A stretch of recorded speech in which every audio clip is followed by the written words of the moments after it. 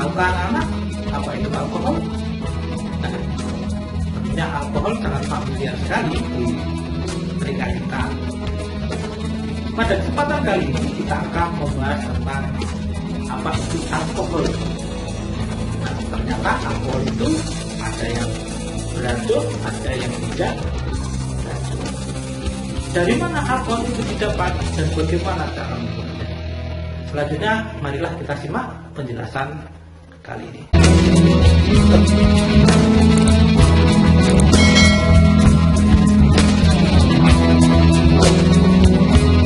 Assalamualaikum warahmatullahi wabarakatuh. Selamat pagi, berjumpa kembali di channel Jimmy ID, channel pembelajaran kimia. Belajar kimia lebih nyata. Semoga pagi ini anak-anak tetap sehat dan semangat untuk belajar kimia. Pada pertemuan kali ini kita pada KD 3.9, yaitu menganalisis struktur, tata nama, sifat, sintesis, dan kegunaan senyawa karbon. Nah, senyawa karbon yang kita pelajari kali ini adalah alkanol atau alkohol. Tahukah kalian alkohol? Nah, di kehidupan sehari-hari, alkohol sering diidentikan dengan produk minuman keras. Nah, memang perlu juga anak-anak ketahui bahwasanya produk alkohol dalam kehidupan sehari-hari itu tidak hanya minuman keras, tetapi ada produk lain. Di antaranya adalah hand sanitizer, atau ini ada salah satu contoh produk aseptic gel. Nah, ini bahan bakunya adalah alkohol. Dan produk alkohol murni banyak digunakan sebagai pembersih alat-alat kedokteran, dan juga beberapa produk alkohol juga digunakan sebagai antiseptik luka seperti betadine atau obat merah. Dari mana alkohol itu didapat?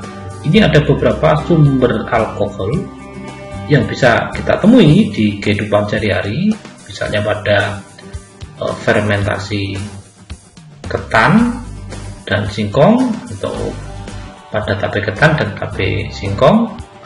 Nah, di sini kita juga bisa menyuplai alkohol yang dihasilkan sebagai residu, artinya zat lain yang dihasilkan selain tape ini, yakni yang disebut dengan badek, walaupun kadar alkoholnya tidak terlalu tinggi. Ada juga fermentasi anggur dan fermentasi buah-buahan. Selanjutnya, fermentasi tetes tebu. Nah, ini banyak diproduksi dalam skala besar, yakni tetes tebu diolah menjadi etanol. Nah, bagaimana pengolahan atau pembuatan alkohol murni? Nah, dalam laboratorium kita bisa memurnikan alkohol. Ini misalnya dari badek. Badek ini hasil fermentasi dari tape atau beras ataupun singkong, sehingga dihasilkan kuahnya yang disebut badek. Nah, misalnya badek ini kita masukkan dalam labu destilat semacam ini, kita panaskan sehingga alkohol ini menguap, memasuki melewati kondensor, sehingga di sini dihasilkan alkohol yang lebih murni dibandingkan asalnya. Nah, dalam industri bisa kita jelaskan bagaimana pembuatan alkohol dari tetes tebu menjadi etanol. Nah, proses singkatnya semacam ini. Jadi ini tetes tebu dimasukkan dalam suatu wadah untuk difermentasi, jadi dimasukkan ragi, NPK, dan urea. Nah, setelah terjadi fermentasi, nah ini dilakukan destilasi dan dehidrasi, penghilangan kadar air, sehingga akan dihasilkan bioetanol. Jadi secara sederhananya pengolahan alkohol atau pembuatan alkohol dari tetes tebu semacam ini. Nah, nanti untuk lebih jelasnya anak-anak bisa melakukan kunjungan ke perusahaan tebu atau pabrik tebu yang mengolah tetes tebu menjadi alkohol. Nah, alkohol itu banyak sekali macamnya. Ini ada beberapa senyawaan alkohol sederhana yang wajib kita ketahui. Nah, senyawa alkohol sendiri adalah turunan dari senyawaan alkana, di mana satu atom H digantikan oleh gugus OH.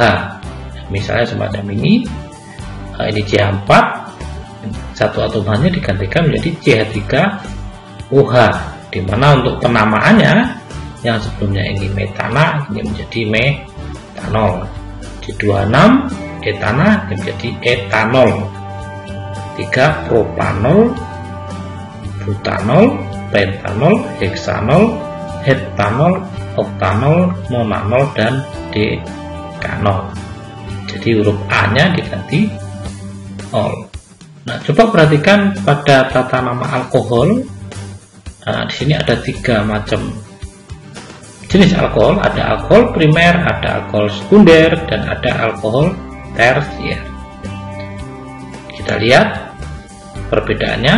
Untuk alkohol primer, jenis alkohol dengan gugus OH yang terikat pada atom C primer. Atom C primer itu artinya atom C yang hanya mengikat satu atom C yang lain. Atom C yang terikat di OH hanya mengikat satu atom C lain, semacam ini primer. Ini juga primer. C ini hanya yang mengikat OH hanya mengikat satu atom C lain. Selanjutnya kita bandingkan dengan alkohol sekunder. Adalah alkohol dengan gugus OH yang terikat pada atom C sekunder. Atom C sekunder itu atom yang mengikat gugus fungsi OH ini mengikat 2 atom C lain secara langsung. Nah, ini namanya atom C atau alkohol sekunder. Ini pada 2 propanol juga sama. Sedangkan alkohol tersier adalah alkohol dengan gugus OH yang terikat pada atom C tersier. Atom C tersier itu artinya atom C yang mengikat OH mengikat 3 atom C lain. Ini 1, 2, 3. Ini juga sama, OH-nya 1, 2, 3. Oke, kita lanjutkan. Nah, untuk memberi nama alkohol, nah ini ketentuannya. Tentukan dulu rantai karbon terpanjang yang mengandung hidroksi atau OH. Rantai tersebut kemudian menjadi rantai utama yang diberi nama sesuai dengan nama senyawa alkana dengan mengganti akhiran A dengan ol. Nah, contoh pada gambar di bawah ini, rantai terpanjang berjumlah 5 maka dinamakan pentanol. Jadi misalnya semacam ini. Jadi penamaannya itu hampir sama dengan alkana yang sudah kita pelajari di kelas 11. Nah, jadi semacam ini. Jadi cari rantai yang terpanjang yang mengandung atau yang mengikat gugus OH. Ini tidak harus di nomor 1. Jadi ini yang paling panjang. Ini sebagai gugus atau rantai utama. Ini sebagai alkin. Selanjutnya, semua atom karbon selain rantai utama dinamakan cabang dan diberi nama sesuai alkil berdasarkan jumlah atom C. Nah, kalau C nya 1 namanya metil, itu juga namanya metil.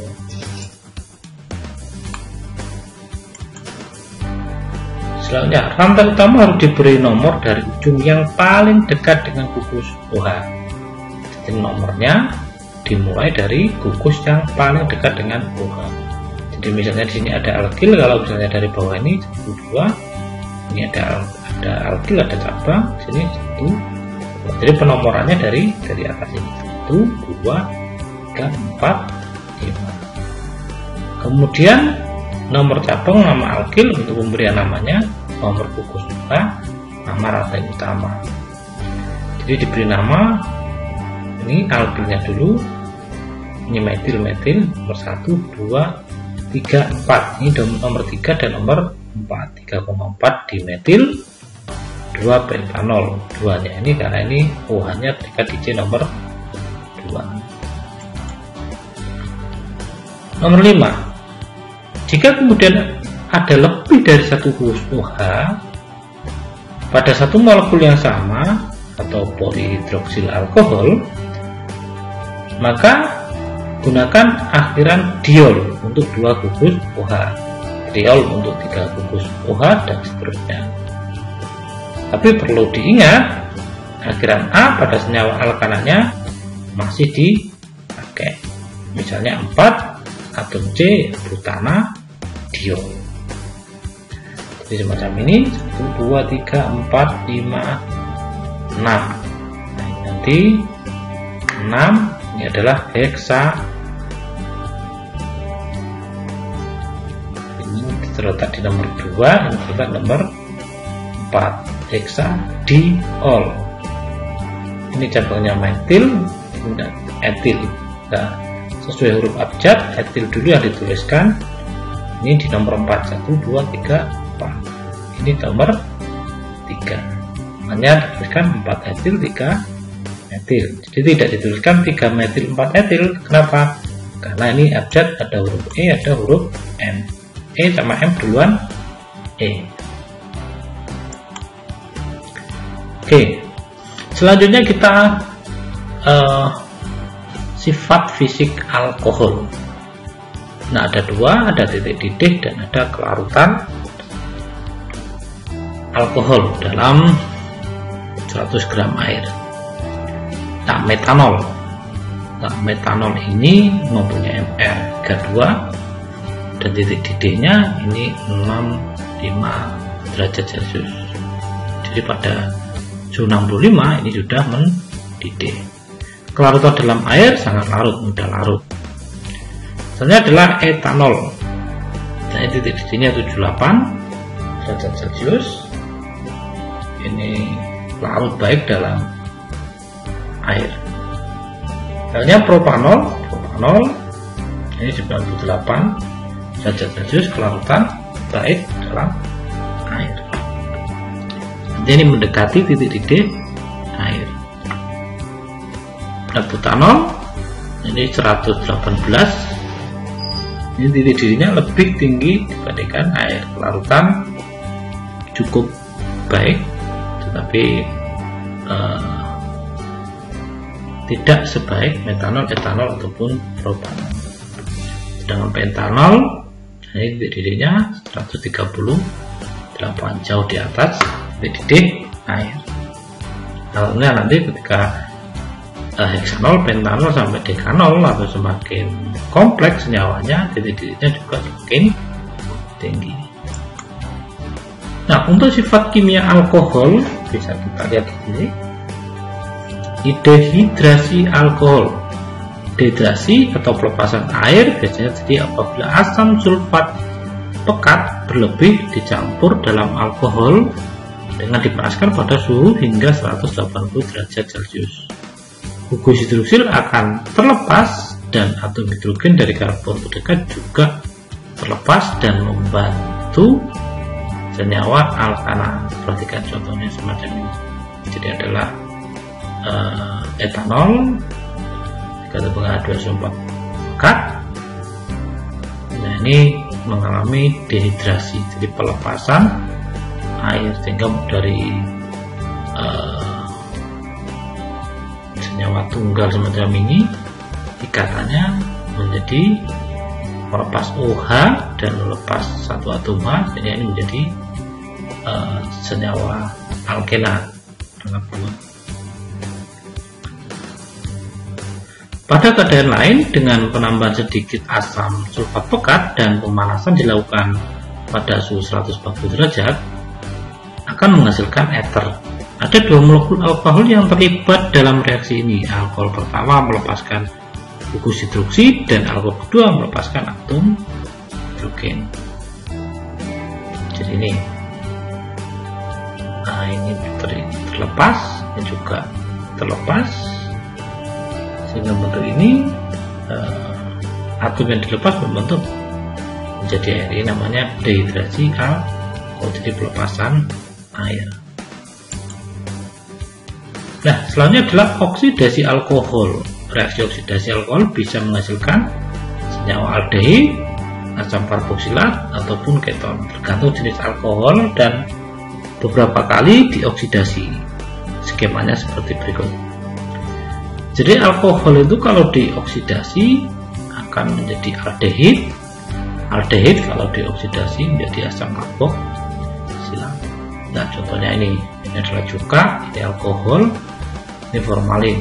Ini bisa dikatakan formalin ini bisa dibuat dengan bahan baku alkohol ataupun juga dengan cuka. Formalin kalau dioksidasi itu juga bisa menjadi asam karboksilat. Atau bisa dikatakan cuka itu bisa juga dibuat dari alkohol, contohnya alkohol primer. Nah, sedangkan alkohol sekunder itu kalau dioksidasi akan menjadi keton. Ini aseton contohnya. Nah, aseton ini digunakan untuk pembersih buku. Alkohol tersier. Nah, ini kalau dioksidasi tidak mengalami reaksi.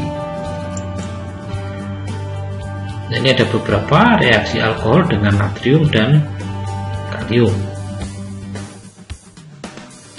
Alkohol kering yang tidak mengandung air dapat direaksikan dengan logam natrium maupun kalium, sehingga H dari gugus OH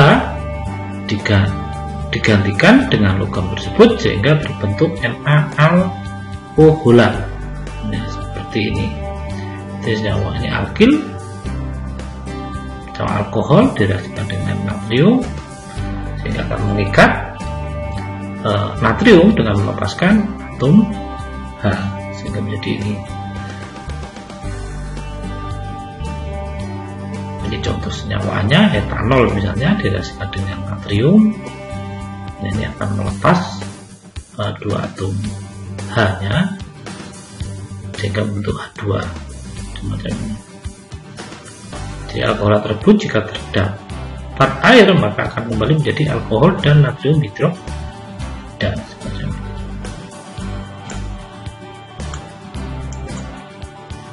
Esterifikasi. Nah, alkohol dengan asam alkanoat dapat membentuk ester.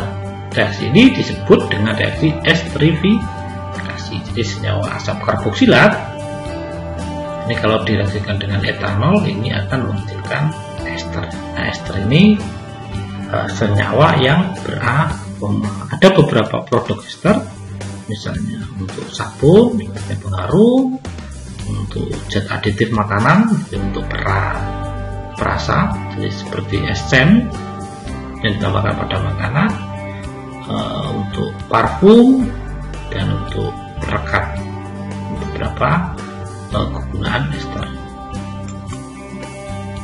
Nah, manfaat dan penggunaan alkohol dalam kehidupan sehari-hari ini adalah penggunaan alkohol. Misalnya yang pertama adalah metanol.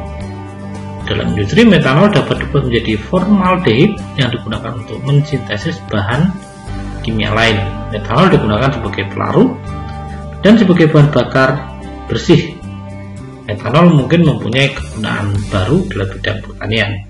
Berbeda dengan alkohol pada minuman, metanol tetap beracun meskipun dalam jumlah kecil. Ini yang saya katakan di awal. Jadi alkohol itu ada yang bersifat racun, ada yang tidak. Gejala keracunan metanol seperti kebutaan karena metanol menyerang saraf penglihatan. Ia juga bisa dapat berakibat kematian. Nah, metanol ini dalam kehidupan sehari-hari bisa kita temui pada spiritus. Nah, spiritus itu campuran metanol dan etanol. Selanjutnya adalah etanol. Pada kebanyakan orang dewasa, metabolisme tubuh dapat mencerna sejumlah kecil etanol dengan tingkat keracunan yang rendah. Etil alkohol pada umumnya disebut dengan alkohol padi-padian atau alkohol minuman karena umumnya dihasilkan dari fermentasi gula alam dan tepung yang dihidrolisis yang terdapat pada anggur dan padi-padian. Jadi inilah yang kalau di lingkungan kita dalam kehidupan sehari-hari yang disebut alkohol ini adalah yang etanol. Jadi seperti yang saya sebutkan di awal tadi, jadi di sini, nah ini produk untuk tambahan pada minuman keras, produk pada antiseptik yang digunakan pada hand sanitizer, dan ini alkohol murni, inilah yang disebut dengan etanol, produk etanol. Nah, ini contohnya seseorang dengan konsentrasi alkohol dalam darahnya mencapai 0,3%, jelas terlihat mabuk. Jadi kalau mabuk itu kalau dalam darahnya kadar alkoholnya sampai 0,3%. Mereka yang mencapai kadar 0,4% tidak sadar atau tidak mampu merespon tindakan. Jadi istilahnya orang mabuk karena alkohol. Nah, ini karena apa?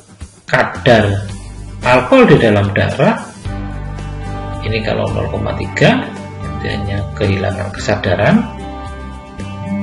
Kalau mencapai 0,4 jadi tidak sadar. Dan kalau konsentrasinya 5%, 0,5 sampai 1% dapat menyebabkan koma atau kematian. Jadi ketika mengkonsumsi alkohol dengan konsentrasi yang tinggi dengan jumlah yang banyak bisa juga menyebabkan kematian. Selanjutnya spiritus, ini yang digunakan dalam kehidupan sehari-hari sebagai lampu penerangan itu pada zaman dulu, dan sekarang juga banyak di laboratorium digunakan sebagai pembakar. Spiritus yang digunakan untuk uji nyawa. Glikol merupakan alkohol dihidrat. Senyawa yang paling penting dari jenis senyawa ini adalah etilen glikol. Dalam BIPAC disebut dengan 1,2 etanadiol. Senyawa ini dijadikan bahan baku pada campuran anti beku permanen untuk radiator pada kendaraan bermotor. Etilen glikol adalah cairan yang manis, tidak berwarna, dan ketika disentuh maka lengket dan glikol. Selanjutnya adalah gliserol. Nah, gliserol atau senyawa alkohol ini disebut dengan gliserin. Jadi, gliserol merupakan senyawa alkohol terhidrat. Gliserol berbentuk cairan manis seperti sirup. Ia memiliki sifat tidak beracun. Karena sifatnya yang tidak beracun inilah yang kemudian senyawa alkohol ini banyak digunakan dalam berbagai industri, meliputi misalnya untuk pembuatan kosmetik, untuk lotion tangan, bahan tambahan dalam tinta, bahan pemanis dan pelarut pada obat-obatan, pada industri pelumas, bahan dasar industri plastik dan fiber sintetis, dan bahan baku pembuatan nitrogliserin. Ini bahan baku untuk peledak. Oke, untuk pertemuan hari ini bisa kita akhiri. Sebelum kita tutup, jangan lupa like, subscribe, dan tekan tombol lonceng agar tidak ketinggalan update terbaru dari channel Jimmy ID. Terima kasih. Assalamualaikum warahmatullahi wabarakatuh.